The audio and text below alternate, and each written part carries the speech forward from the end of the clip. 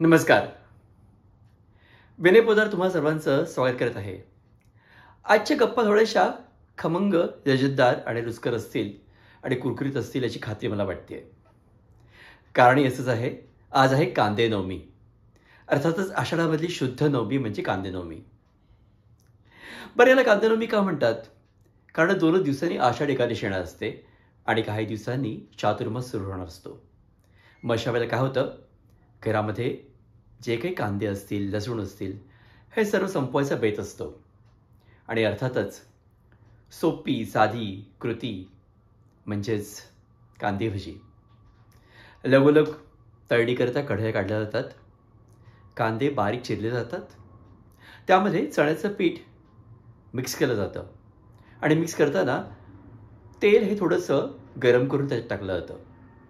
त्यानंतर अर्थातच हळद, मसाला, मीठ टाकून कढईमध्ये ओतंबीत अशा तेलामध्ये त्याचं तळण केलं जातं आणि एक चुरचुरीत कांदे भजी आपल्यासमोर येते. कधी बशीत तर कधी कागदात. ती कशी असली तरी कांदा भजी म्हणजे कांदा भजी. अर्थातच जेव्हा जोरदार पाऊस चालू असतो किंवा रिपरिप पाऊस चालू असते, अशा वेळेला कांदा भजी आणि वाफाळलेला चहा एक वेगळीच रंगत आणते.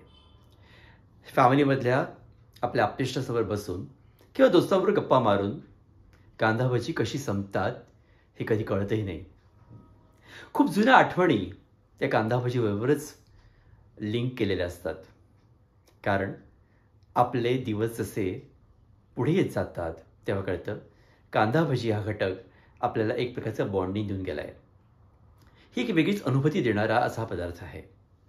अर्थात कांद्याविषयी बोलायचं तर बरंच काही आहे. तुझ्या डोक्यामध्ये अकलेचे कांदे आहेत का, कांदे बटाटे भरले आहेत का, अशी पण कांद्याची ओळख केली गेली आहे. अर्थात गमतीत आणि थोडीशी रागाने. परंतु कांदा म्हणजे बऱ्याच आठवणी.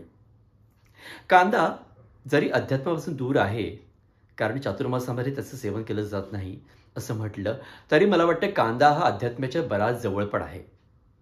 बघा ना, आता हा कांदा जर मी तो उभा चिरला तर तुम्हाला त्यात शंख दिसेल, आडवा चिरला तर चक्र दिसेल, पाठीचा कांदा जर उलटा धरला तर गदा दिसेल आणि अर्थातच हा कांदा जर व्यवस्थित सोलला तर पद्म, कमळ दिसेल.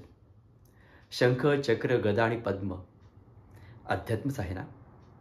असा हा कांदा. बऱ्याचदा कांद्यामुळे बऱ्याच गोष्टी घडल्यात.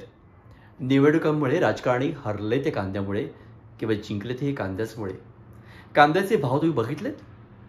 मला आठवतंय मी 2-3 रुपयापासून कांदा घेतलाय, तो 162 रुपयापर्यंत पण घेतलेला आहे. त्यामुळे कांदा हा डोळ्याचं पाणी आणणारा पण आहे. खरंच कांदा हा प्रकार जर आपण सांगायला गेलं तर बऱ्याच गोष्टी आहेत त्याच्यामध्ये.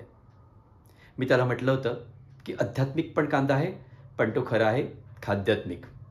कांदा भजी एवढी रुचकर असते. मला वाटतं आषाढातलं तळण या विषयावरती मी बोललो होतो. आषाढ तळावा आणि म्हणूनच त्या दिवसामध्ये कांदा भजी ही केली जाते कांदे नवमीला.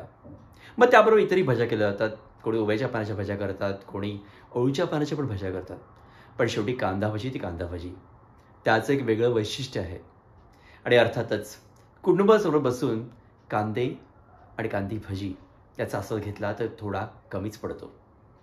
अर्थातच तुम्हा सर्वांना कांदे नवमीच्या आगळ्या वेगळ्या शुभेच्छा.